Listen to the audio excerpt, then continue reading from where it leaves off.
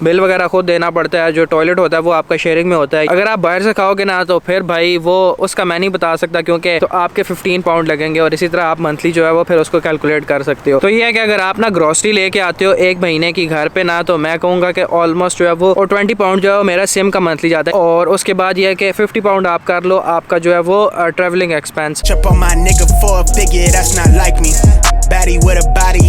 अस्सलाम वालेकुम everyone, this is Talha Rahman and welcome back to my channel once again. यार आज की इस वीडियो में मुझे आपसे बात करनी है कि एक स्टूडेंट के यूके में मंथली क्या एक्सपेंसेस होते हैं, अकोमोडेशन कितने की मिलती है, अगर आप स्टूडेंट अकोमोडेशन में रहते हो तो आपका कितना रेंट जाता है, अगर आप प्राइवेट अकोमोडेशन में रहते हो तो आपका कितना रेंट होता है, एक मंथ में आपकी ग्रोसरी पे कितना एक्सपेंस आता है। अपार्ट फ्रॉम दैट ये कि अगर आप ट्रैवलिंग करते हो फॉर एग्जाम्पल यूनिवर्सिटी के लिए या जॉब के लिए, तो आपके एक महीने में ट्रैवलिंग पे कितने पैसे लग जाते हैं। और अगर आपने कोई फ़ोन वगैरह लिया हुआ है या फिर आपने कोई सिम का प्लान लिया हुआ है तो उसके आपके एक महीने के कितने पैसे कटते हैं। तो यही सारी बातें जो है वो आज की वीडियो में आपसे की जाएंगी। आज जो है मौसम काफ़ी बेहतर हुआ है और मुझे ना ऑलमोस्ट 1 साल होने वाला है यूके में। और यूके आने के बाद ना मैंने अपनी जो पहली वीडियो बनाई थी ना वो इसी रोड पे जाते हुए बनाई थी और इसी शर्ट में और इसी जैकेट में बनाई थी ना। तो मुझे ना आज वो सारा टाइम दोबारा से वापस याद आ गया कि मेरा पहला दिन था यहाँ पे। तो मुझे ना ये सारी जगह अजीब अजीब सी लग रही थी, ये सारे घर अजीब से लग रहे थे। तो ऑलमोस्ट मुझे यहाँ पे ना 1 साल होने वाला है। वो जब 1 साल होगा तो उसकी वीडियो भी जो है फिर बना दी जाएगी। तो लास्ट पूरे वीक में ना वेदर की कंडीशन जो थी वो काफ़ी ज़्यादा वर्स्ट थी। मतलब ये कि टेम्परेचर वो एक दोबारा से ना -3, -4, -5 पे चला जाता था। तकरीबन 1-2 वीक पहले ना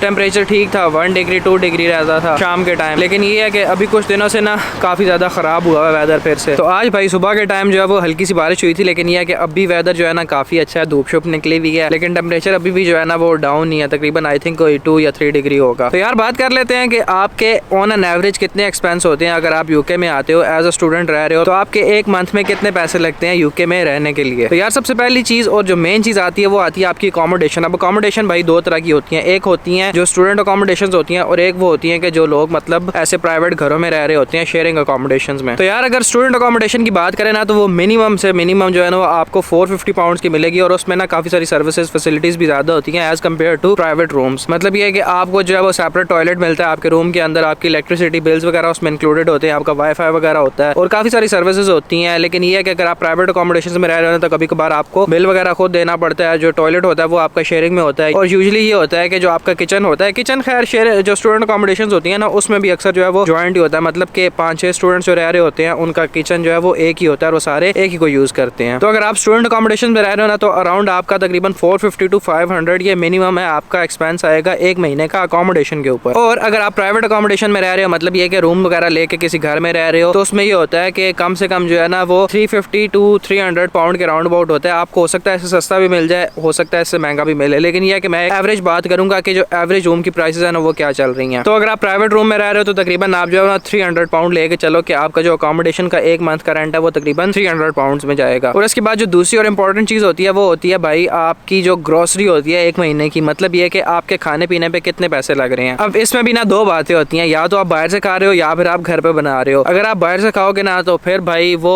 उसका मैं नहीं बता सकता, क्योंकि मतलब अगर आप मिनिमम एक मील की बात करो ना तो ऑल मिनिमम जो है वो मिनिमम से मिनिमम जो है ना 4 पाउंड का होगा। या फिर अगर आप यूके फ्राइड से खाते हो ना तो यूके फ्राइड ये है कि यहाँ पे सबसे सस्ता और सबसे जो है वो ज्यादा बिकने वाला, मतलब ये है कि वहाँ पे काफी सारे स्टूडेंट्स जो होते हैं ना वो वहाँ पे जाते हैं। ये नहीं कि यहाँ वाले इंटरनेशनल स्टूडेंट, यहाँ के जो अपने स्टूडेंट होते हैं ना जो नेटिव लोग होते हैं वो भी यूके फ्राइड बहुत ज्यादा यूज करते हैं। और उसके चिकन चिप्स वगैरह हो गए या फिर जो बर्गर मील्स वगैरह होगी वो काफी ज्यादा सस्ती होती है। मतलब कि 3 पाउंड में ना आपको एक मील मिल जाती है। तो ये है कि अगर आप रोज बाहर से खा रहे हो और दिन के तीनों टाइम बाहर से खा रहे हो ना तो फिर मैं कुछ नहीं कह सकता, क्योंकि आपका जो एवरेज अगर एक मील की बात करें ना तो 5 पाउंड का होगा। और अगर आप दिन में 3 मील खा रहे हो तो आपके 15 पाउंड लगेंगे और इसी तरह आप मंथली जो है वो फिर उसको कैलकुलेट कर सकते हो। लेकिन अगर आप जो है वो तरीके से चल रहे हो कि आप घर पे लेके आते हो ग्रोसरी और आप जो है वो कुक करते हो, खुद बनाते हो, लेकिन चलो वीक में 3-4 दफा आपने बाहर से खा लिया, इट डजंट मैटर, क्योंकि आप यूनिवर्सिटी वगैरह भी जा रहे हो, आप जॉब भी कर रहे हो। तो ये होता है कि मतलब कभी कभार बंदा बिजी होता है या फिर बंदे का दिल करता है कि बंदा बाहर से कोई चीज खा ले, क्योंकि ऑब्वियसली यहाँ पे आप आए हो, कमा रहे हो, मेहनत कर रहे हो, तो इतना डिजर्व करते हो कि थोड़ा बहुत बाहर से खा लो। तो ये है कि अगर आप ना ग्रोसरी लेके आते हो एक महीने की घर पे ना तो मैं कहूँगा कि ऑलमोस्ट जो है वो 70 to 80 पाउंड या मैक्सिमम 100 पाउंड की ग्रोसरी आपको इनफ है एक महीने के लिए। उसमें आपके अंडे, ब्रेड, दूध वगैरह और जो आपने चावल वगैरह लानी है या कोई और चीज लानी है पकाने के लिए, दालें वगैरह, मीट वगैरह, चिकन वगैरह, तो 100 pound is more than enough कि आपका एक महीना जो है वो इजीली गुजर जाता है। और मैंने एक वीडियो देखी थी ना, उसमें वो कहता है कि जो सबसे ज्यादा महंगा दूध है ना वो यूके में मिलता है, कि बंदा यहाँ पे दूध लेने जाता है और साथ जो है ना 4-5 चीजें फजूल में उठा के ले आता है। तो ग्रोसरी की शॉपिंग जब आप करने जाते हो ना, तो उसमें ना आपको लिमिटेड रह के चलना पड़ता है। मतलब ये है कि आप ना वहाँ पे बहुत सारी चीजें आपको मिलेंगी और आप कहोगे मैं ये भी ले लूँ ये भी ले लूँ, लेकिन यह है कि जरूरत की चीजें लेनी है आपने, क्योंकि फजूल चीजें बहुत ज्यादा होती हैं और आपको ना वहाँ पे कंट्रोल करना पड़ता है थोड़ा बहुत। तो आई वुड से कि अगर आप 100 पाउंड ग्रोसरी पे स्पेंड करते हो ना, तो आपकी एक महीना इजीली गुजर जाती है। मतलब आप दबा के खाओ जितना मर्जी दिल करता है, 100 pound is more than enough for a month. तो यार उसके बाद आ जाती है आपकी ट्रैवलिंग। अब ट्रैवलिंग दो तरह की होती है, या तो आप फ्रिक्वेंटली ट्रैवल कर रहे हो, मतलब कि आपको डेली ट्रैवल करना है, या फिर यह है कि आपको वीक में 2 से 3 दिन ट्रैवल करना है, या जॉब के लिए या फिर यूनिवर्सिटी के लिए। अब उसमें 2 चीजें आती हैं यहाँ पे ना, अगर आप बस पे ट्रैवल करते हो ना फॉर एग्जाम्पल, तो आप अपना कार्ड टैप करते हो 1 दफा और 2 दफा, मतलब 2 दफा आपने कार्ड टैप किया तो आपके 4 पाउंड चले जाएंगे। उसके बाद ये है कि आप जितना मर्जी ट्रैवल करते जाओ, आपने जस्ट वो कार्ड टैप करना है और आपके उससे ज्यादा पैसे नहीं कटेंगे। मतलब ये कि आप 4 पाउंड में सारा दिन गुजार सकते हो। और अगर आप डे सेवर ले लेते हो, डे सेवर भी इतने का ही होता है, आई थिंक 4 पाउंड या 450 का होता है। वो अगर आप एक दफा ले लेते हो तो वो रात को 12 बजे तक वैलिड होता है। मतलब कि आपने जितना मर्जी ट्रैवल करना है, आपने जहाँ भी जाना है, कोई आप पे रिस्ट्रिक्शन नहीं होती, आपने जस्ट फोन को दिखाना होता है और आप फिर उसके बाद जा सकते हो। तो डे सेवर का मशवरा मैं आपको तब दूंगा जब आपने वीक में 1-2 दफा या 3 दफा मैक्सिमम ट्रैवल करना है। लेकिन अगर आप फ्रिक्वेंटली ट्रैवल कर रहे हो, मतलब कि आपको वीक में 4-5 दिन ट्रैवल करना है, तो उसमें ये होता है कि आपका मंथली बस पास बनता है। तो यार जो मंथली आपका बस पास होता है ना, वो होता है कोई 44 to 45 पाउंड का, और ये स्टूडेंट बस पास होता है। मतलब कि आपको ना स्टूडेंट आईडी उनको दिखानी भी पड़ती है, और उसके बाद ये कि आपको जब भी ट्रैवल करना है वो स्टूडेंट आईडी आपके पास होनी चाहिए। अगर आपके पास नहीं होती तो आपको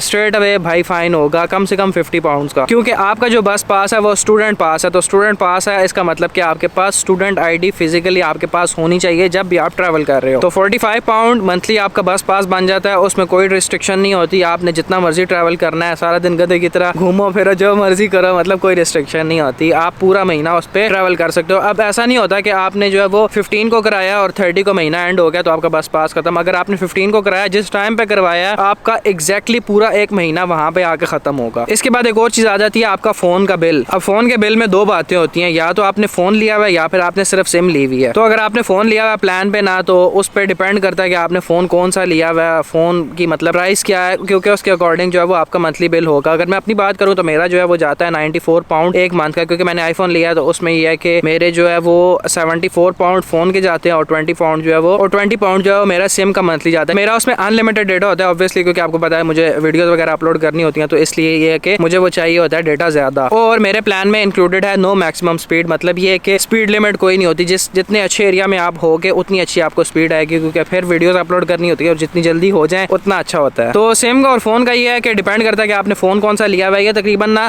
65 पाउंड से लेके 95 या 100 पाउंड तक आपका चला जाता है, डिपेंड ऑन कि आपने कौन सा फोन लिया हुआ है और कौन सा प्लान लिया हुआ है। और अगर आपने कोई भी फोन नहीं लिया हुआ, आप जस्ट जो है वो सिम यूज कर रहे हो, तो उसमें यह है कि 10 to 20 पाउंड 15 पाउंड का भी होता है। वो भी डिपेंड करता है कि आपने पैकेज कौन सा लिया है। तो काफी सारी ऑफर्स वगैरह होती हैं, आप उनकी वेबसाइट्स पे जाके चेक कर सकते हो, जैसे 3 है, EE है, वर्जन मीडिया है, O2 है, इसके अलावा वोडाफोन है। तो काफी सारे नेटवर्क्स हैं, लाइका है, लिबारा है, जो आपको सूटेबल लगता है आप ले सकते हो। लेकिन रिकमेंडेड ये है कि वोडाफोन, O2 और EE ये सबसे बेस्ट नेटवर्क है यहाँ पे। तो यार ये है कि जो आपके मेन खर्चे होते हैं ना स्टूडेंट के यहाँ पे यूके में, वो यही होते हैं, आपकी अकोमोडेशन, आपकी ग्रोसरी, आपका ट्रैवलिंग और आपका जो है वो मोबाइल का प्लान वगैरह। इसके अलावा अगर कोई चीज आती है ना तो वो एडिशनल होती है, मतलब कि आपने अगर कोई कपड़े वगैरह ले लिए, आपने कोई शूज ले लिए, आप कहीं घूमने फिरने चले गए, या आपने कोई और एडिशनल चीज ले ली, वो इसमें इंक्लूड मैं नहीं कर रहा, क्योंकि ये है कि हर बंदा लेता नहीं, और अगर वो लेता है तो अपने बजट के अकॉर्डिंग लेता है। तो ऑन एन एवरेज अगर बात की जाए ना, तो 300 आपके रूम का हो गया, 100 पाउंड आपकी ग्रोसरी का हो गया 400, और उसके बाद ये है कि 50 पाउंड आप कर लो आपका जो है वो